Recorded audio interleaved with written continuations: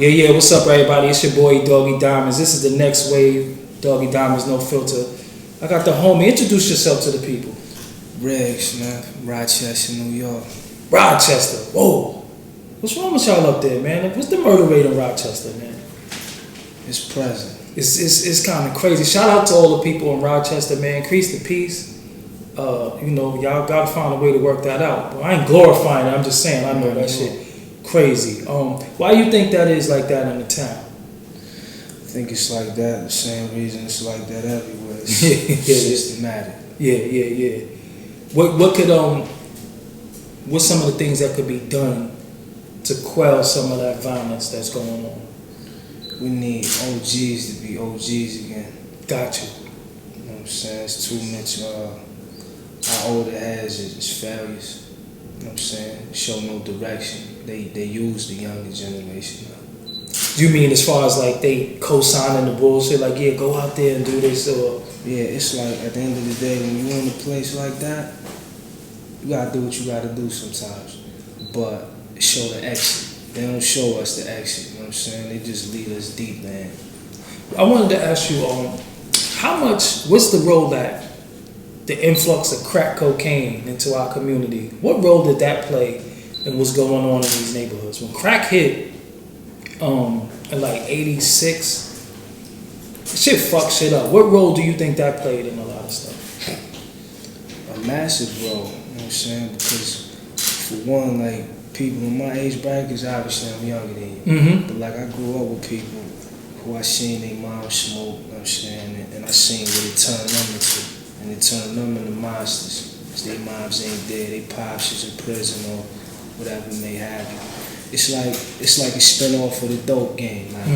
Like right now, in the 70s, it wasn't an issue when heroin was popping. You know what I'm saying? Because blacks was on it. Now it's an epidemic because it's targeting who? Opioid crisis, the opioid crisis. Yeah, I mean, so yeah. You grew up in Rochester. Mm-hmm. What was your upbringing like? It was a humble upbringing. I ain't never had a father.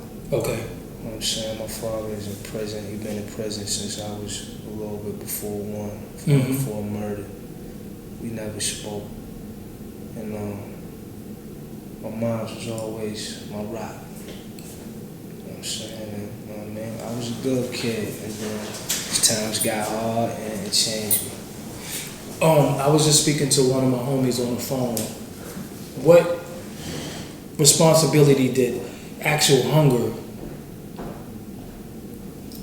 take for you to wild out? Like, was it times where you was literally like needed food? Like, I ain't talking about clothes, I'm talking about food. Did that make you go out there and start getting it because you was hungry? Hunger caused my desperation.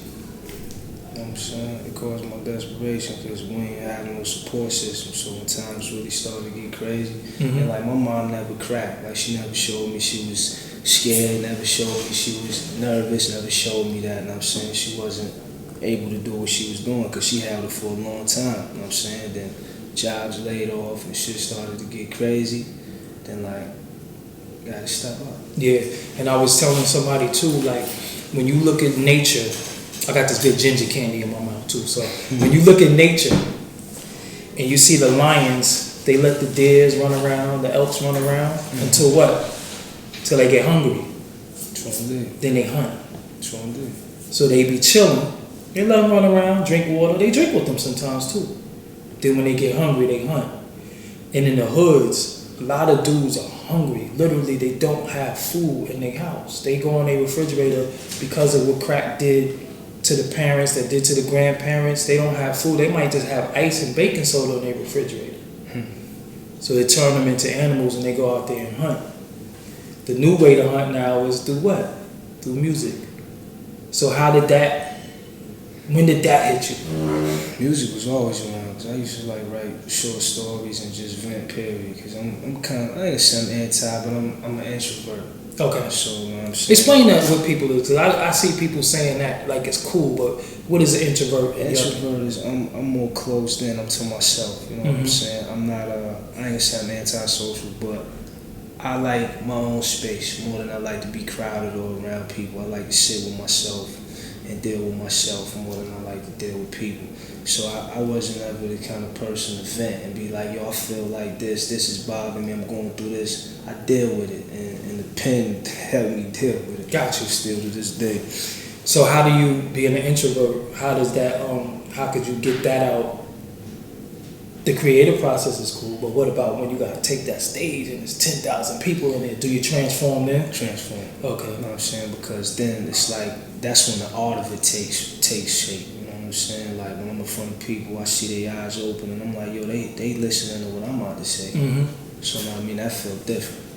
What was your biggest inspiration to even create music? Because you know, writing poetry and stories is one thing, but actually putting the going in the booth. What was your first inspiration to do that? Okay, real, I don't even remember. I was too young. You know what I mean? I could definitely say like the biggest influences of like the lane that I chose to take. You know what I'm saying? As far as like AZ, Cool G, Nas, like those kind of people. The greats. Those kind of people definitely influence. What does your name mean? I can't say that. So you gonna have people calling you your name and they ain't gonna know what it means? Yeah, I want to tell them later. It's an acronym. It's an acronym. Yeah. So they do know that it's an acronym. For sure. Okay, all right. Sure. And they're gonna find out when? When they buy the album or some shit, right? Like, follow him on Instagram and DM. Yeah, follow him on Instagram and DM. Maybe he'll tell you that. I might. Yeah, that'd be. So growing up and being inspired by those names you mentioned, those are lyricists, super duper, especially G rappers. You know, super duper lyricists. AZ, Nas. How do you keep it in that realm with all the watered down, different type of shit? How do you stay on that plane? Because this would feel good to me. Like my Uncle Mav told me something ill when I was young. He was like, yo, make the kind of music you want to listen to. And I don't want to listen to whatever the times is going like. I make what I want to listen to. You know what I'm saying? And that's really what the gist of that is.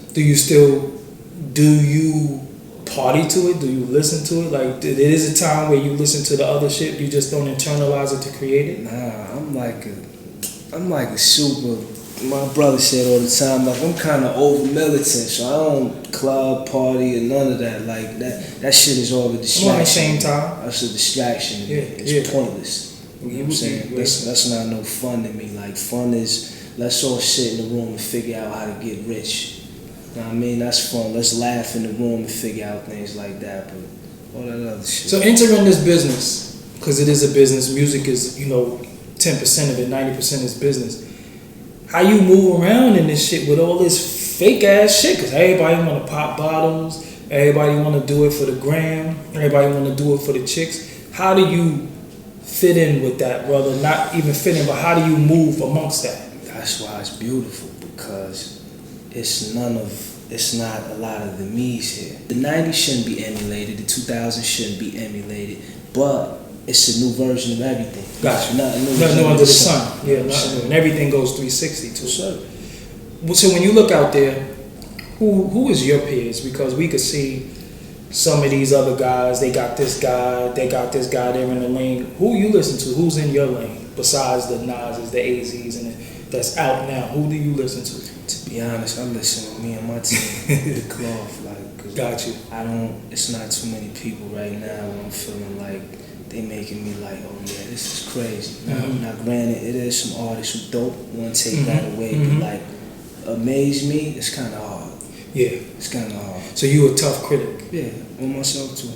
Do you have verses that you might have thrown away that your people was mad at you at? Like, yo, that was dope and you just didn't record it? I got whole albums that I threw out, you know what I mean? The scrolls, all kind of shit that'll never see the light of day. Maybe one day, you know what I mean? But when you think about career and you having to be in this business, what's the ideal situation for you? Like, do you see yourself with the label? Do you see yourself doing the indie? What's the ideal situation for you? I got a vision, and I won't speak in complete detail what the vision is, but my thing is like, I got a goal, and I don't mind doing the grunt work. Like I'm a hustler, so like I don't mind going in and doing what I gotta do. I'm not for taking the play early and giving nobody my rights. Gotcha. I mean, giving nobody my publishing and all that for the quick money. Because at the end of the day, if they're willing to pay that, then I could get that myself if I'm willing to work. So that's how I feel. Social media. It's a big fallacy to social media. Sure. More than meets the eye on social media. You being who you are, do you find yourself not wanting to take the pictures and not wanting to put too much of yourself out to the world? Definitely. How does that work in today's artistry though? Because it seems like you gotta do that now. I mean, it took me, Smith, Backdoor Movement, to tell you, it probably took me 10 years to get on camera. I just didn't want to do it. No doubt. But then I realized in order to further my brand, I had to do it. No doubt. And I gotta take pictures, I gotta take selfies and have a nigga say, yo, your hairline. It's just like, yo, my nigga, don't analyze me like that. So it's a little weird, but it's like you gotta do it to be in this business. How do you find yourself wrestling with that sometimes? Not no more. I found a balance. You know what I'm saying? Because the music is I try to keep that an attraction, and then anything else in between, like it's different aspects of me that I could put out. Like I'm a big health head. Like, Got you. You know what I'm saying? So slide a little bit of that in there. Just give them glimpses. Yeah, and that's for me. Like Smith could tell you, I lost like 117 pounds a natural way. You know what I'm saying? So it's like I try to give people that. Like people say success, I say success is taking control of your health. For sure. That's without that, I don't give a fuck. You can have all the rollies in the world. They can't go in the grave with you. I mean, they can, but they don't mean nothing in there. Sure. You know, your health is your wealth. Projects, what you got going on? I just dropped a joint yesterday called I Got Samples 2. So by the time this come out, you mean yesterday, it's already out? Yeah, it's out. It's out. Hosted by Greenland and Green, what up? Shout out to Greenland. Prior to that, I Got Samples Part 1, hosted by Static. Shout out to Static. Shout out to Static. You know what I'm saying? I'm just about to do my promo runs, put these vids out, and stay active. Where could they get that project at? Anywhere, that Piff, Tidal, iTunes, wherever you want to stream it. I got some custom joints. I should have brought one. I got cause my thing is we dope, you know what I'm saying? So I got some USB syringes with both projects on them. Don't bite, cause niggas will bite your shit. Niggas, you see, don't be copying. He did it first. Yeah, you already know. Yeah. You know what I'm saying? But I got them on the drive and some unreleased music, some videos, and some other shit. So I'm working. How many projects do you have out there already? 3. And they could get all of those at the same platform. So right now, for the fans that might see this just now and say, "Who fuck is this dude?" When they look for your name, what should they type in? Put in Rigz, RIGZ, and put in the cloth, and I'm gonna pop up. Okay. I'm gonna pop up. So anybody out there that you want to shout out, that you want to show love to? I want to shout out my team, Cloth, my city, Rochester, New York, and anybody who's trying to get the fuck out of the hood. You know what I'm saying? And let me ask you about that though, because people glorify the hood, but niggas act like they really ain't trying to leave. Niggas is trying to leave. Man, a lot of niggas ain't trying to leave though, you know what I'm saying? Because they stuck in what I feel is one of the worst elements one of the worst attributes a person could get used to, which is comfort. Yes. You know what I'm saying? They used to been in the corner having a couple shorties, getting a couple dollars. And like, yo, at the end of the day, it usually take a nigga to get 20-something years or get shot in the head or something like that to be like, this shit is weak, this ain't even worth it. You know but do they not realize that the hood is designed to keep you in the hood? Of course. That's why they got a liquor store. That's why they got Chinese restaurant. That's why they got a chicken spot. That's why they got the weed spot. They allow all this shit in the neighborhood so you don't leave. Because you venture out. You driving from up top down to in New York City. You making runs throughout the city. We in Brooklyn right now in my office. You going all around. So you getting to see that it's more than just this four corners of this block. For sure. It's like the experiment. When the hamster's in the cage, the hamster don't know it's in the cage. It's there, and they thinks this is life. Isn't it sad that there's some people who never left your neighborhood in their life? I know some niggas who didn't go to the west side. Dream collaboration is who? Oh God, man. you on that time like oh God, man. Fuck everybody. Nah, it's not that. It's like I tend to try to stay focused on myself to be the best version of me right now, instead of, you know what I'm saying, using any kind of energy to think of what I want to do with somebody else. Cause like, gotta focus on focus. All right, so I'm gonna ask you, and this is how I'm gonna get you out of that. The last verse that you heard that wasn't yours or anybody in your crew that made you say, "Holy shit!" Who was it and what was it? I'm gonna have to think now. See, you always this how you get it. I'm gonna have to think. Let me see. The last one that made me say, "Holy shit." It was probably this homie I just met not too long ago, son named Rome Streets. Okay. He dropped a project, and I was like track 3 or 4 or something like that. But his cadence was crazy. Explain to them what cadence is, because you know these little motherfuckers don't know what cadence is. You can hear the way they rap. They don't know what cadence is. Yeah, they should. They rap with cadences, but nah, I mean, it's like it's the way you ride the beat, when that shit falling on that snare. Word. Cadence is think Petey Crap on the beat, think Meek, think Jay-Z. Like when they flow is so in pocket, that's cadence. Because you got unorthodox cadences too, but it's still falling right. You know what I'm saying?